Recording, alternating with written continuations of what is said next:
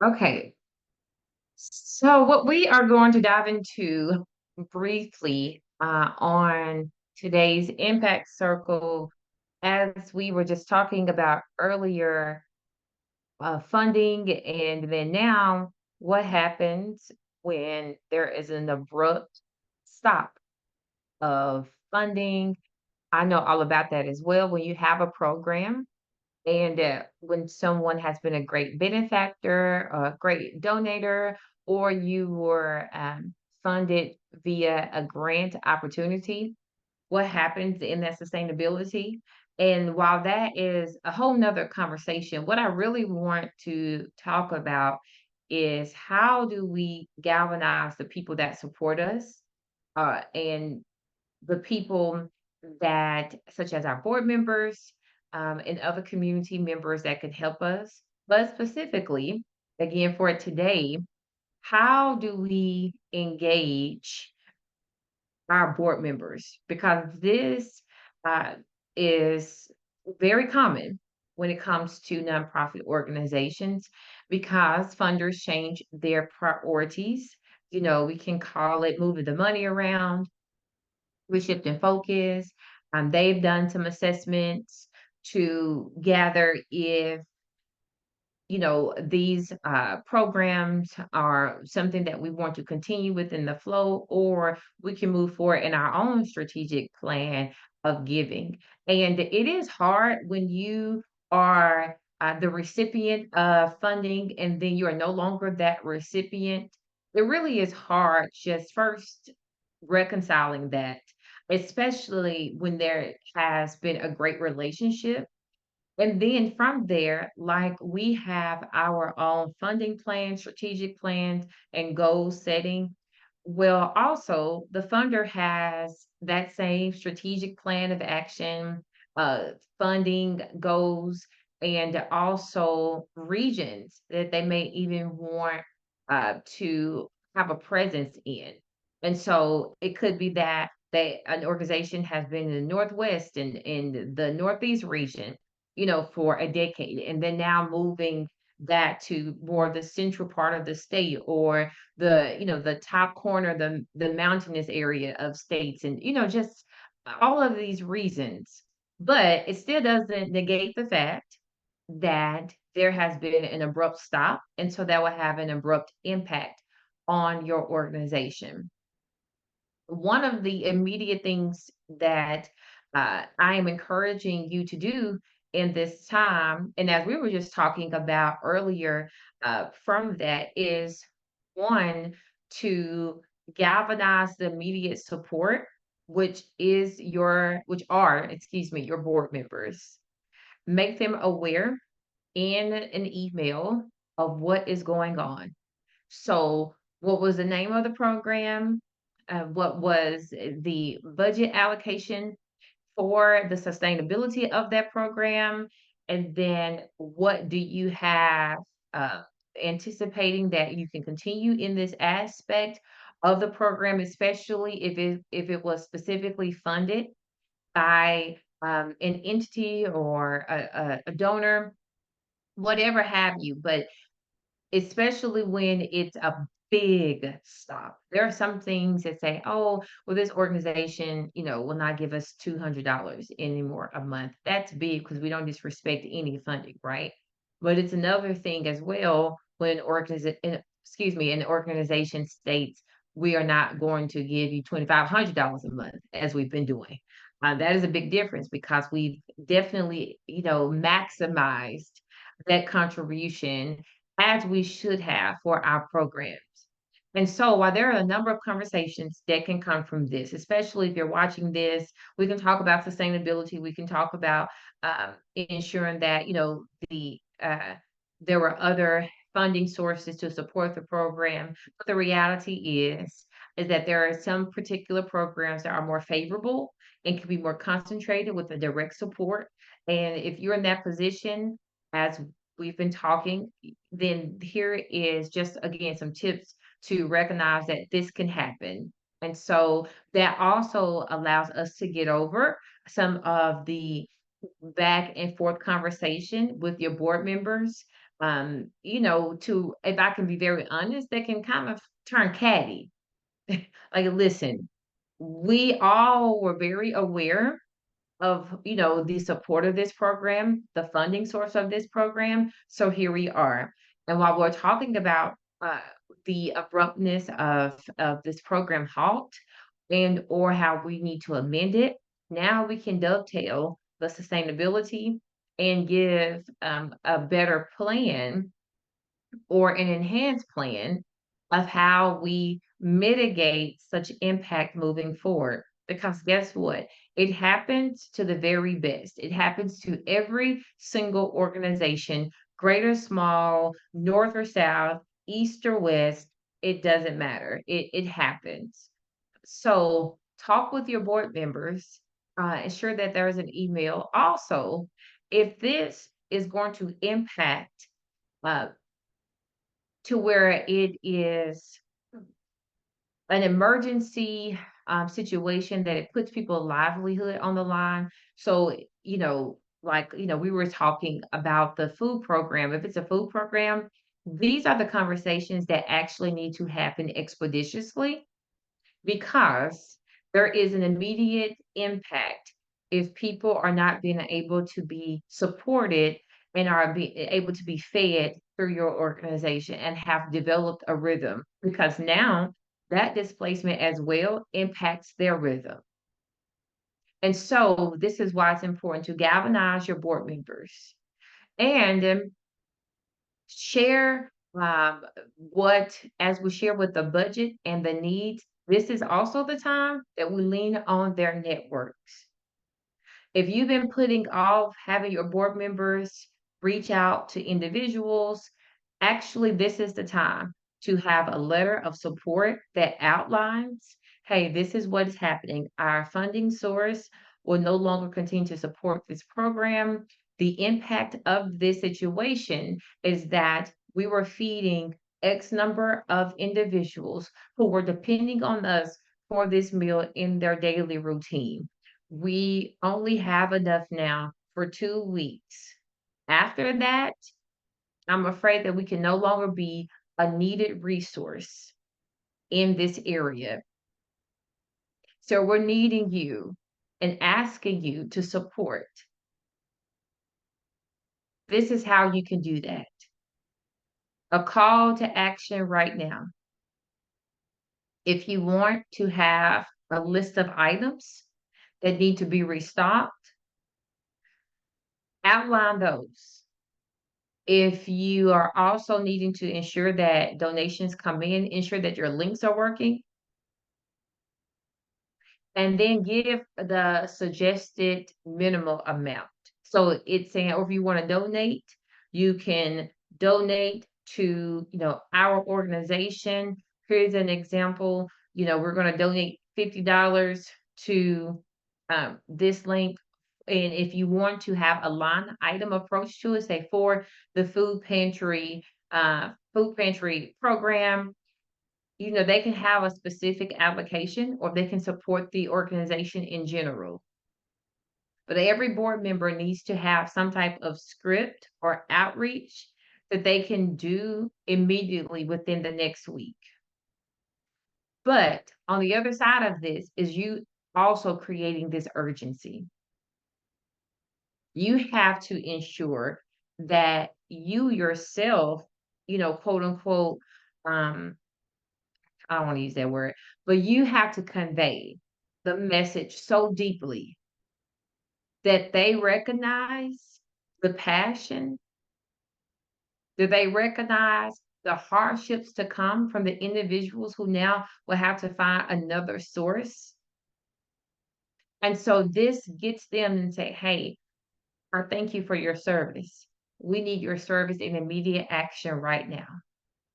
And then also after you send this email, a Zoom call, can be uh, had within the next, 36 hours or, 48 hours, but create the environment of emergency so that the board members know not to be too lackadaisical in this process because people will show up in times of crisis. When they see things are good, then sometimes it's like, oh, well, things are handled. But now, if they see, okay, this is actually one of our leading programs, if this is the program, especially if it's been an award-winning program, if it's been recognized by the community, I will also use those same channels and go back and share it. Like this award-winning program or this recognition that you gave us for this program, here is where we're at. We're needing your support. This would also be a newsworthy event. If you have a program and you are losing a potential sponsor that of this program that has been a driving force in its sustainability, sometimes we can look at vulnerability as a cop out or it's a weak point or a helplessness, when my encouragement is that people will assist you better when they know your truth. And the truth is that we don't want to end any program that supports the individuals that come to us. The truth is there's greater work to do, but we for sure do not need to lose what we have. And especially if you service an organization to where you're giving back to individuals who gave. So, such as if you're servicing an organization that supports veterans, certain populations have more ear and heart appeal than other populations.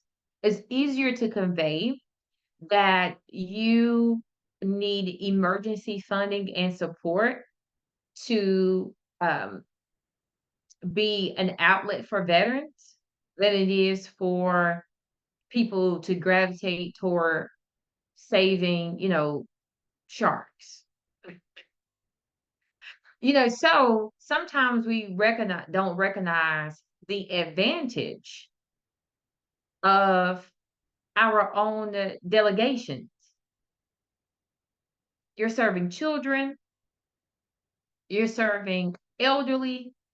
These are populations that already piques the interest of most givers.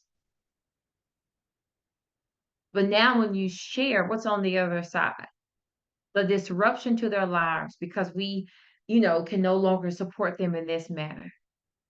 And that is not fair to them. So with your board members, we've reached out via email. We are going to have a board meeting. Be clear as a leader as far as one, at least one thing that you know that they can do, whether we're reaching out to 20 people on their list and have a specific ask, and or we also are opening up a roundtable of suggestions that we will vote on to execute in unity. Because it's one thing for everyone to give suggestions and thoughts, right? It's another thing for us to actually hone in to what we're going to do together and then work out that plan. And this is where sometimes we often fail because board members can dump 1,000 ideas on the top leadership and act as if, the role is over. The job is done. I've solved the problem when that needs to be executed. So if 3 or 4 ideas are coming out, let's just say, hey, we are going to walk away with at least one of these ideas. Which one is most feasible for us to have a maximum turnaround that cost us the least to execute and implement, and that will ensure our program is sustainable.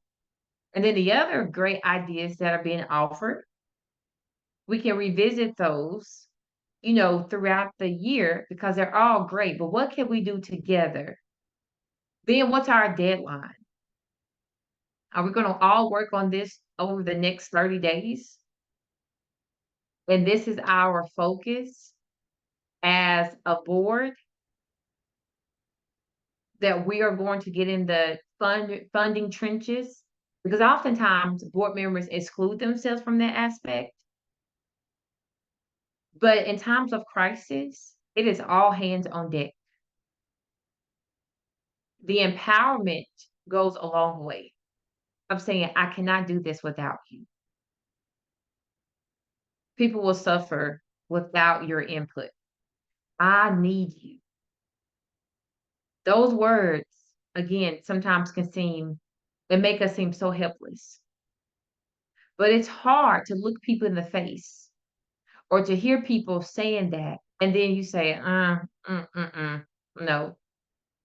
That takes a cold heart to reject something like that. So vulnerability is key, but set a goal. Set a goal. If it's 10,000 that's needed, that will be disrupted in your program, then we need to set that goal for 15,000.